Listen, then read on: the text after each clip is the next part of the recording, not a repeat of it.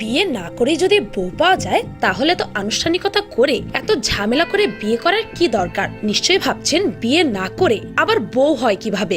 শুনলে অবাক হবেন, আলু পটলের মতো এখন মার্কেটে কিনতে পাওয়া যায় রেডিমেড বউ।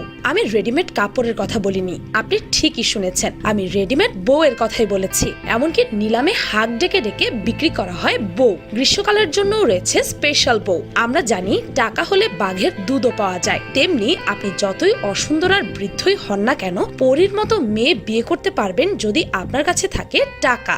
যেই মেয়ে যত সুন্দর সেই মেয়ের দাম ততই বেশি, অনেকটা উন্নত ব্র্যান্ডের মতো। আপনাদের মনে হয়তো এদের ভার্জিনিটি নিয়ে প্রশ্ন জাগতে পারে, তবে জেনে রাখুন এদের ভার্জিনিটি পরীক্ষা করে নেওয়ারও সুযোগ রয়েছে। বিজ্ঞাপন দিয়ে বউ বিক্রি করা হয়, সিম কোম্পানির মতো তারাও অফার দেয়। পালিয়ে গেলেই ফ্রিতে নতুন বউ, আর পালিয়ে যাবারও কোনো ভয় নেই। কিন্তু কোথায় পাওয়া যায় এমন বউ? এই প্রশ্নের উত্তর জানতে ভিডিওটির শেষ পর্যন্ত আমার সাথেই থাকুন।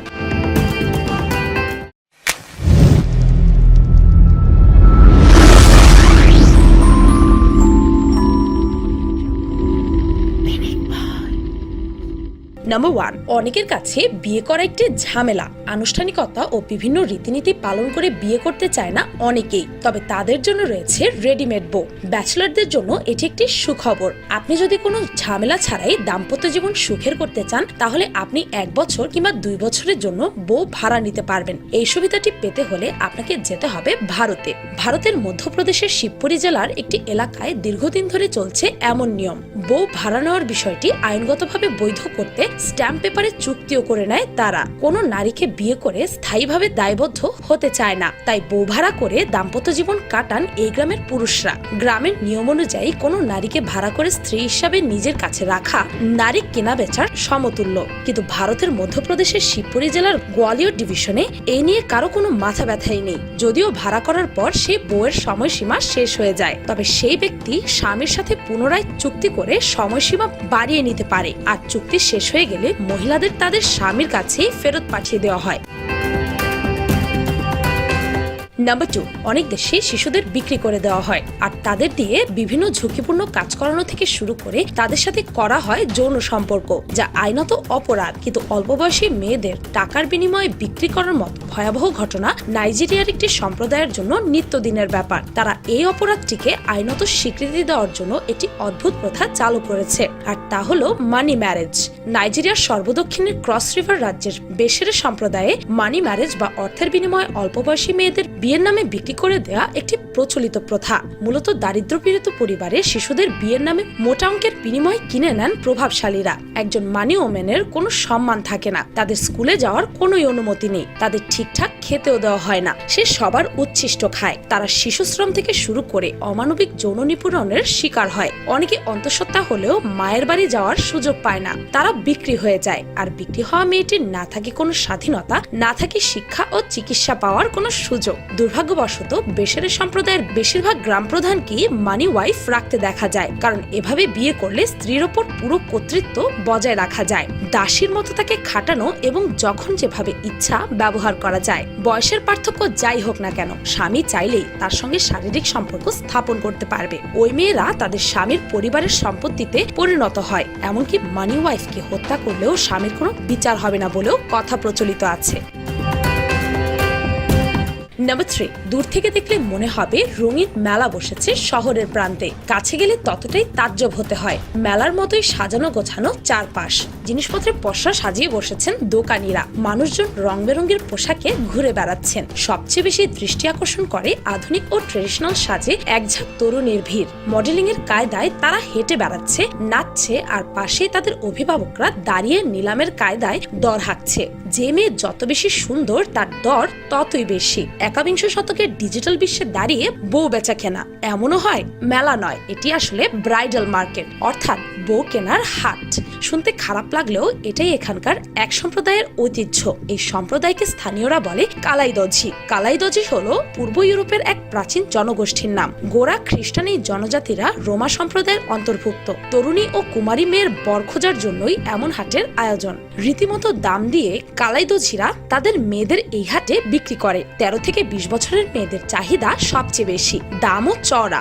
বয়স বাড়লে দরও কম। বছরে 4 বার এমন মেলা হয়। তবে বসন্তের মেলার মেজাজ কিছুটা আলাদা। মূলত ফাঁকা মাঠেই হয় এলাহি আয়োজন। সকাল হতে না হতেই মেয়েদের সাজিয়ে গুছিয়ে বাবা মায়েরা হাজির হয়ে যায় মেলার মাঠে। মঞ্চও তৈরি থাকে। মেলায় বউ কিনতে নানা জায়গা থেকে হাজির হয় পুরুষেরা। নিলামের মতো হাত ডাক করে যে পুরুষ বেশি দাম দেয় তার হাতেই মেয়েকে তুলে দেয় তাদের অভিভাবকরা। বিয়ের কোনো আয়োজন বা অনুষ্ঠানের প্রয়োজনই হয় না।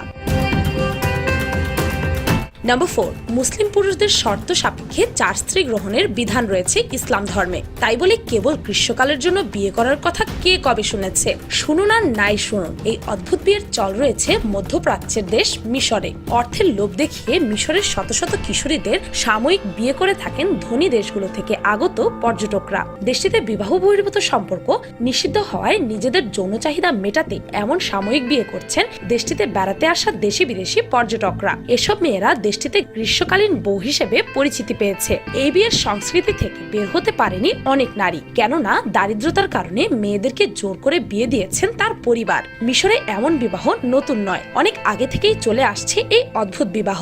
আর সঠিক আইন না থাকায় অপরাধীদের সাজা দেওয়াও সম্ভব হচ্ছে না। হয়তো কোনো দালালকে ধরা হলো, তাকে শাস্তি দেওয়া হলো, কিন্তু কদাচিৎ 2-1জনকে শাস্তি দিয়ে কি আর এসব অপরাধ বন্ধ করা যায়? তাই মিশরে বিয়ের নামে অবাধেই চলছে পতিতাবৃত্তি। আর দেশটিতে এ ধরনের বিয়ে সহজলভ্য হওয়ায় সৌদি আরব, কুয়েত, ওমানের মতো মধ্যপ্রাচ্যের বিভিন্ন দেশ থেকে ছুটে আসছে পুরুষেরা। আর লোভে পড়ে তাদের ফাঁদে পা দিচ্ছে সহজ সরল আর অল্প বয়সী মেয়েদের পরিবারের লোকেরা।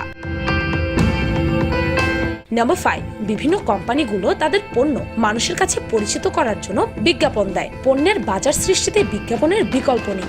যে কোনো পণ্য উৎপাদনের পরপরই সেই পণ্যের বিজ্ঞাপন দেওয়া হয়, কিন্তু তাই বলে বিয়ের করে বিক্রির বিজ্ঞাপন, তাও আবার একটি পালিয়ে গেলে আরেকটি দেওয়া হবে এমন অফার, আর দাম মাত্র $32,000। এমন অদ্ভুত বিজ্ঞাপন দিচ্ছে চীনের ম্যারেজ ব্যুরো। তাদের অফার যে কোনো চাইনিজ বরের জন্য। তারা এনে দেবে ভিয়েতনামি কনে, দর 2 লাখ ইউয়ান। আরো বলা হচ্ছে একটি কোণে পালিয়ে গেলে তার পরিবর্তে নতুন করে কোণে দেওয়া হবে, এমনকি কোণের কুমারিত্ব নিশ্চিত করা হবে। চীনের নারী পুরুষ অনুপাতের ভারসাম্যহীনতার কারণেই দেশটিতে ভিয়েতনামি মেয়েদের কদর বাড়ছে।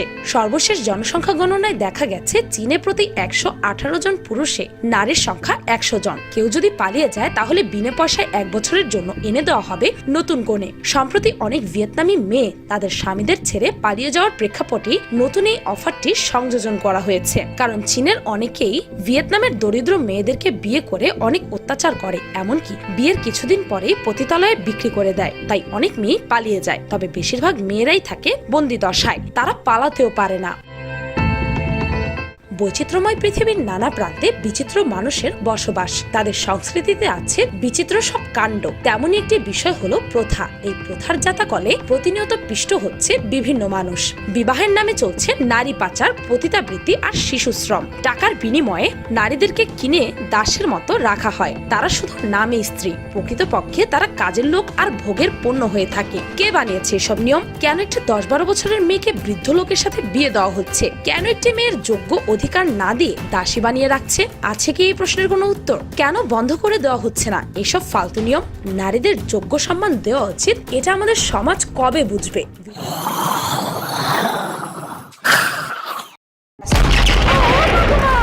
আমার আসতে একটু দেরি হয়ে গেছে, অমনি নালিশ করতে বসে পড়েছো। কি বলছিস ছোট? এই কথা আমি প্রথম বললাম। উল্টা দিকে ঝাইলা ধরতে টেকো। তো কিছুই আর দেখতেই পাচ্ছি না, সবকিছু হঠাৎ কেমন দেখে যাবো আমি, কিন্তু রাস্তায় খুঁজে পাচ্ছি না। ভাগ ভাগ দেখো, ভাগ।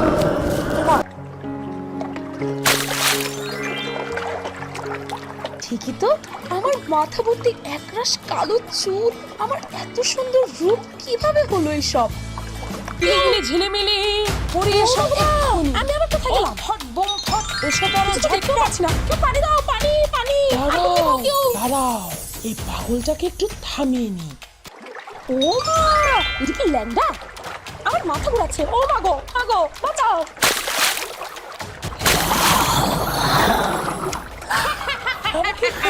আমি তোমার ভালোর জন্য এনেছিলাম। আমি আসছি, দেখো আমার সামনে ঘরে আমার কাছ থেকে।